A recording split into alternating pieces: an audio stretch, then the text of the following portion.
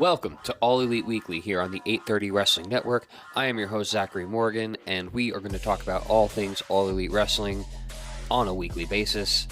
Starting, of course, with the upcoming pay-per-view, Double or Nothing, this Sunday, May 24th. I think the best place for us to get started is with the world title picture. Darby Allin versus Maxwell Jacob Friedman, MJF. Darby has been on a fantastic run since squashing MJF for the title. We can talk about that later. I liked it, but we'll save that for another time. I just want to stay focused on the pay-per-view ahead. Darby's been defending the title on an average of every 5 days since claiming gold. He's defended against the likes of Kevin Knight, Konosuke Takeshita, Pac, just to name a few. Go back and watch the match against Pac from Fairway to Hell if you have not. One of the best matches that's been put on this year. Now, all while Darby has been defending the title against seemingly anyone who wants a shot, he has been repeatedly refusing a rematch against MJF, telling Max, you got to put something on the line. And what that ended up being was his hair. The Turkish plugs, all for a chance to reclaim gold. So this Sunday, it is a title versus hair match. Maxwell Jacob Friedman versus the champion, Darby Allin. And we're in for what should be a fantastic match. This is going to be that real match that everyone wanted to talk about and everyone wanted to see when Darby Allin beat Max for the title. I guess we're going to talk about it right now. I liked that. Storyline-wise, that made sense to me because you had Maxwell try and cheat his way to retain gold. He did not take Darby Allin seriously. He went to low blow him, did not work. As he's, removing the Dynamite Diamond ring from his pants, which, great. Aubrey Edwards gets grossed out by that. Darby low blows him, goes for the coffin drops, and pins for the title. That's not a real match, and I understand why people were frustrated with that, but if you've seen how Maxwell works in the ring, and if you've seen how some matches have played out, keep in mind, Brody King squashed him a few months ago. This is Maxwell being smart with where he is and what his body's taken over the years. He's become very smart over the past few years about how many matches he wrestles in a year. He doesn't need to wrestle 200 times in a year. He can get away with wrestling maybe 24, maybe 30 times in a year, and maybe that's on the higher side, honestly. The fact is, with where MJF is at in his career, this is the future. If there are title eliminator matches that he's involved in where he's losing, I would expect to see more squashes. And the way they've presented these squash matches so far, the Brody King match, the Darby Allin match, I like them. I think they were presented correctly. I think they told the right story. And ultimately, the Brody King match led to MJF successfully defending his title in Grand Slam Australia. These squash matches do seem to have a means to an end. What do I think that means to the end is for Sunday? Well, I have a very hard time seeing the man with as many irons in the fire as MJF losing what is ultimately something that Hollywood directors probably have scripted him having in his hair. MJF is not Wheeler Yuta, okay? It's very hard to see this playing out in a situation where we do see MJF's head shaved in the ring, even though we did come close on Wednesday night. After Darby defended against Speedball, we did see MJF attack Darby Allin with clippers, but I think that was more to cut his face open as opposed to take his hair off. But it did backfire on him, and MJF came this close to getting shaved that much earlier than the pay-per-view. I do, however, think that is the closest we will see to MJF losing his hair, at least in this stipulation. This has been a fantastic run for Darby Allin. It's been a lot of fun. One thing we can absolutely say about Darby Allin in this title reign is he has been a fighting champion for sure. We've started to see that take a bit of a toll on the man's body, though. He did have that spot with the Sammy Guevara match where he went unconscious for a little bit, and you could really, really not just see, but feel the cracks starting to show. Again, so far he's defended the championship 7 times since winning the title 4 weeks ago. It's a lot. And with the way things have been going, you have to keep in mind, while Darby's been fighting, MJF hasn't wrestled since he lost his match against Kevin Knight for the TNT Championship when he was trying to find something besides his hair to put on the line. I think this is going to be a fun match. I think we're in for, a solid 20, 30 minutes. This is the real match that we're going to get. This is the match that everyone thought we were probably going to, not everyone, but this is the match that people were hoping we were going to see on that Wednesday night Dynamite after Dynasty when MJF lost. We're going to see a lot of crazy spots. It's going to be a good time. But there's realistically one way that they are booking this, and I think they tipped their hand when they showed us the bracket for the Owen Hart tournament. Maybe I'm wrong. I could very easily have been wrong. I've been wrong a lot more times in my life than I've been right, probably. We'll find out about that. I might have been wrong about that statement. It's a crazy thing.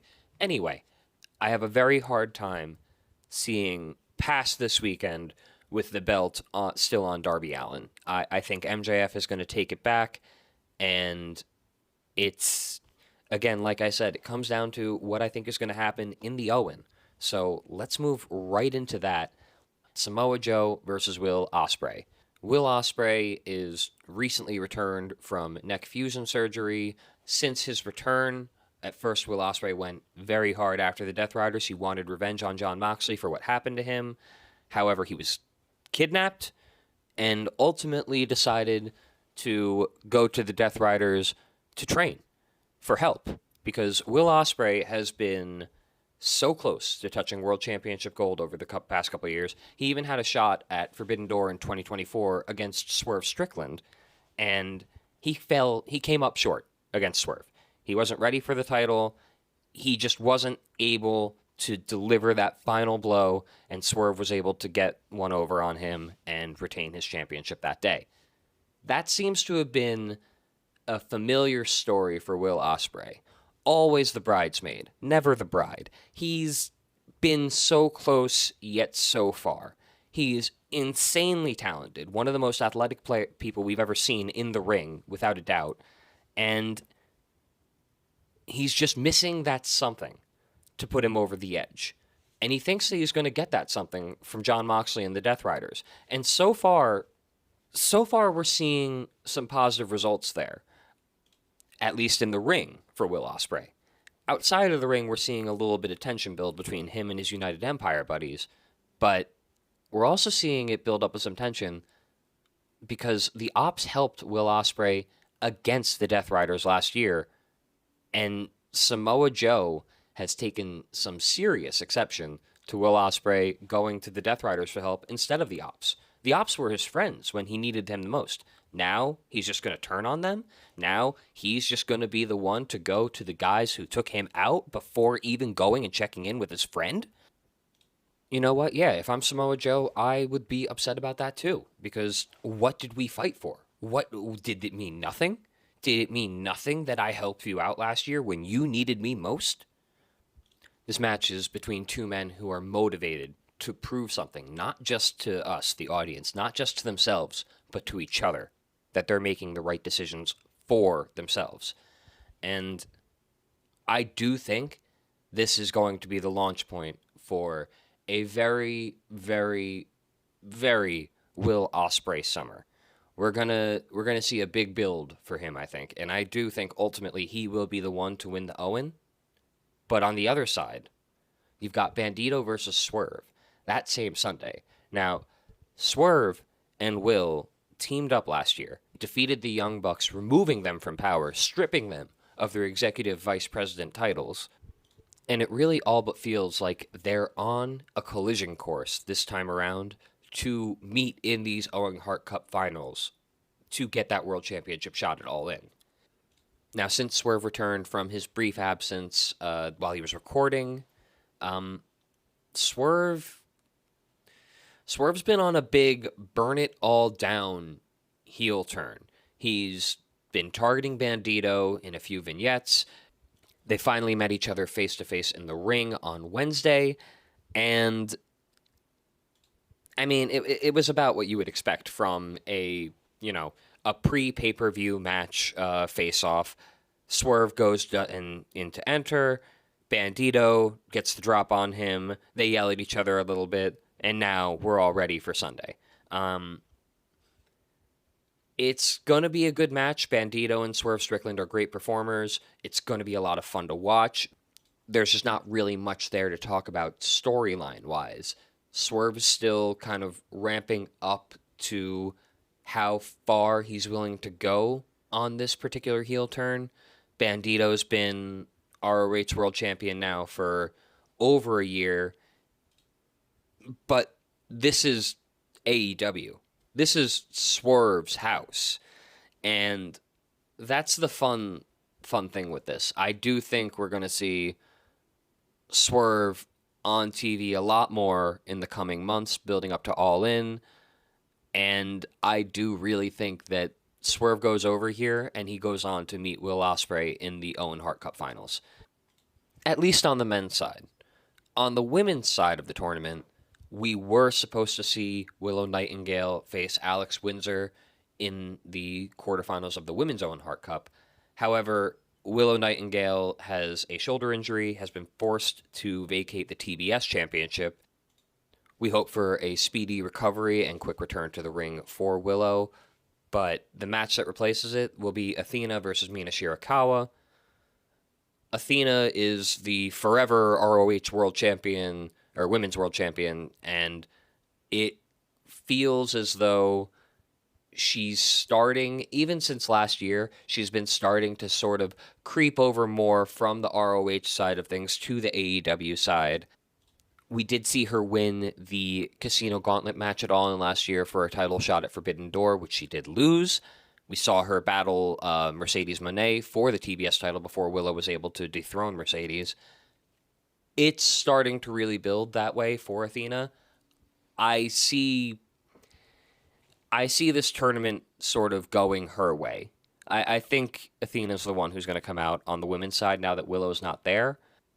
But who knows? I could be totally off base. We don't know who's going to take Willow's place in the Owen. That could be a big surprise. That could be someone who ultimately goes on to win the tournament. But with what's in front of me right now, Athena versus Mina Shirakawa, I would like to see Athena win. I love Mina. I really do.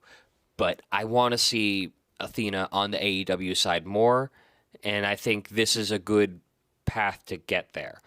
I don't think if Athena wins the Owen Hart Cup that ultimately she will win the championship, but I want to see her more in the main event scene on the AEW side. So I'm being selfish here, but if you disagree with me, please feel free to let me know in the comments what you would like to see come out of the Women's Owen Hart Cup winner. Let me know what you want to see from the entire card on Double or Nothing, honestly.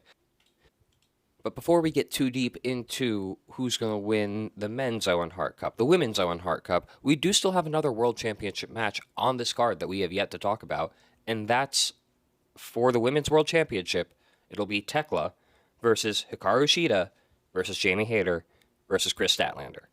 Now, this sort of breaks up into what I view as two separate storylines that they've merged into one match. Because we've seen Tekla feuding with Jamie Hayter and Alex Windsor, the Brawling Birds, over the past few weeks. And we've also seen Chris Statlander and Hikaru Shida try and insert themselves into that picture, but conflicting with each other as they insert themselves into that picture. They started tagging together. They don't seem to be on the same page anymore. You can feel the tension coming. I think that that's going to be the wild card and ultimately what decides who's going to win this match.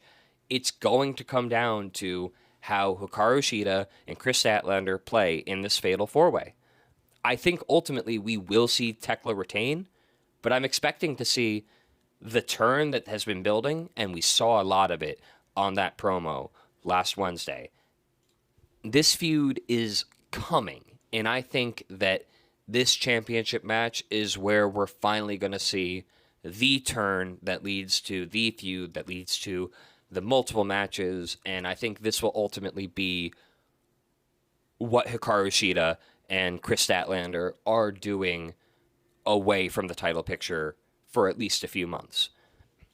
Tekla's been on an incredible run as world champion. She's a lot of fun to watch. She's had some great promos, some great lines, including the "I did not get fired from Japan." All right, I got fired from Japan line, which absolutely incredible delivery, no notes. This matchup is great. I just wish it felt like more of the focus was on Tekla as world champion, as opposed to, in my opinion, the focus feels like it's mostly on the Hikaru Shida versus Chris Statlander feud. And while we're on the topic of feuds, we should probably talk about the feud that's been building since, let's just call it a long time. It's been brewing for a while in Kazuchika Okada versus Konosuke Takeshita. A feud that has been brewing since last summer when Okada joined the Don Callis family. This has been building for a long time. This, and honestly, a Konosuke Takeshita face turn is well overdue. And now, after taking shots at each other for the past year, we will finally get to see them face off in a ring, and it will be for the international title that Okada currently holds that Takeshita once held. Now, we did see them face off against each other in the Continental Classic at World's End in December when they were in the semifinals and Okada was defending his unified Continental and International Championships. We saw Okada cheat. We saw Okada use the Don Callis family screwdriver to put Takeshita down, put him away, and move on to the finals. That move ended up costing other Don Callis family member, Kyle Fletcher, his match against Jon Moxley later that night as a part of the same tournament. Moxley won that match, and then Moxley went on to win the Continental Classic and claim the Continental Championship, leaving Okada with just the international belt. I think Sunday's the day where we finally see Konosuke Takeshita beat Kazuchika Okada, reclaim his international championship, and possibly leave the Don Callis family. Which, of course, the Don Callis family is Hotel California. You can check out anytime you like, but you can never leave. So I don't believe that this feud will end on this Sunday, but I do think we will see some of the dynamic shift in favor of Takeshita. Now, I'm a big fan of Takeshita, and I really want to see him get pushed more. I think this is a great opportunity for that to happen, and I think I'm going to leave the show quite happy with where Konosuke Takeshita is positioned after this match. Okay, now there is one more singles match on the card for Sunday, and that is Jon Moxley versus Kyle O'Reilly. I've loved this particular storyline. I've loved how everything seems to call back to the matches that happened before Kyle got hurt, before Jon Moxley was champion. If you are unaware, Kyle O'Reilly, before Wednesday night, already had 2 submission victories on Jon Moxley. And he battled Jon Moxley to a draw to earn this championship opportunity for Sunday. Kyle O'Reilly is so good, and he's so funny during all of these comedy spots that he's been in. It's very easy to forget that he is technically one of the better wrestlers in the world in the ring. He is a violent artist, and nobody knows that better than Jon Moxley. And bad news for Mox, there's no time limit for this championship match. Meaning he has to really face a mountain that he has been unable to climb if he even wants a hope at defending and retaining his Continental Championship. And there's just something about Kyle O'Reilly that's just so fun to watch. He's magnetic, he's got charisma, and he's so easy to root for, in my opinion.